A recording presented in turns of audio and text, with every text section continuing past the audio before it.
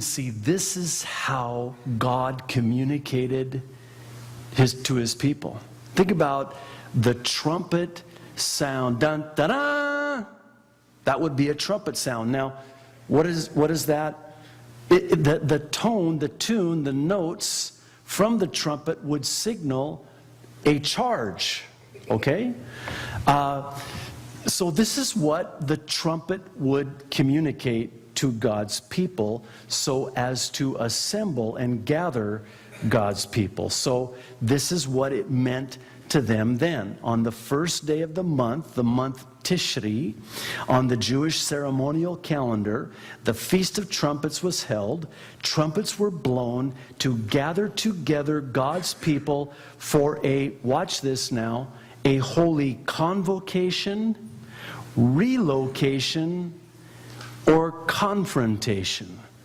Now, I know those all end in ation, and I'm certainly not trying to be clever, but I want you to understand that these trumpets meant different things for different people at different times. And that's why in our time, this has meaning to us. The Feast of Trumpets is a picture of a holy convocation at the sound of a trumpet for the relocation we call the rapture of the church. A second trumpet is for a holy convocation of Israel's confrontation for the last days. Now, I know some of you are looking at me like, a dog will look at its owner when it doesn't, quite. My prayer in preparation for, I mean, no disrespect. Especially for those of you who have dogs, that's fine. I'm certainly not calling anyone dogs. I'm just saying that you have a very troubling look on your face right now.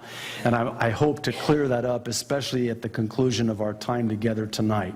This will all tie together. It will all, Lord willing, make sense. I'm praying, and in my preparation for tonight's study, have been praying that God would give you a clarity of thought so that you could think through all that we're going to cover tonight in our understanding of what this feast means to us now, today. So, it is to gather God's people. See, that trumpet's going to sound, and God is going to gather his chosen people, the Jews. But there's going to be another trumpet, and another trumpet signal is going to gather his people as well. Only it won't be his chosen people, the Jews. It will be his bride. And he's going to gather together his bride, just as he's going to gather together the Jewish people. So, do you remember last week we looked at the 2 loaves in the Feast of Harvest? And they were to offer it as a wave offering in the shape of a cross. And the 2 loaves were a picture of the Jews and the Gentiles. Well, in like manner, we now have 2 trumpets. And we can find these 2 trumpets described in detail for us in Numbers, the 10th chapter. And if you're able, I would surely encourage you to turn there. I'd like to read from verses 1 through 7 in Numbers chapter 10. This will fill in a lot of the blanks for us and hopefully connect a couple of dots for us as well. Numbers chapter 10, verse 1, the Lord said to Moses, "Make 2 trumpets of hammered silver." Silver, by the way, is a picture of redemption. "And use them for calling the community together," convocation, a gathering, an assembling of God's people at the trumpet call, "before you at the entrance to the tent of meeting," or the tabernacle. "If only one is sounded, the leaders, the heads of the clans of Israel, are to assemble before you. When a trumpet blast is sounded, the tribes camping on the east are to set out. At the sounding of a second blast, the camps on the south are to set out. The blast will be the signal for setting out to gather the assembly. Blow the trumpets, but not with the same signal." Again, this was a communication for a convocation or a gathering. So now we've got 2 trumpets, we've got 2 signals, we've got 2 purposes for these 2 trumpets that are described for us here in Numbers chapter 10. Now, I need to preface what I'm about to show you with the following statement. The reason why people either A, do not believe in the rapture, or B, do not believe in a pre-tribulation rapture is because they have fallen prey to the false teaching of replacement theology. What's replacement theology? It's a false theology that teaches that the church replaces the Jew as God's elect. Don't do that. Don't do that. If you try to do that, then you place the church in the tribulation. If the church replaces the Jews, then you've got some serious problems, and quite frankly would need to remove large portions of the pages in your Bibles, because you will not be able to reconcile that teaching with the Scriptures. Now, God has a covenant with the Jews. And God has a covenant with me and you too. And quite frankly, I don't want God being through with the Jew. And that's an Arab saying that. And here's why. Because if he's through with the Jew, then what's to say that he may in fact become through with you too?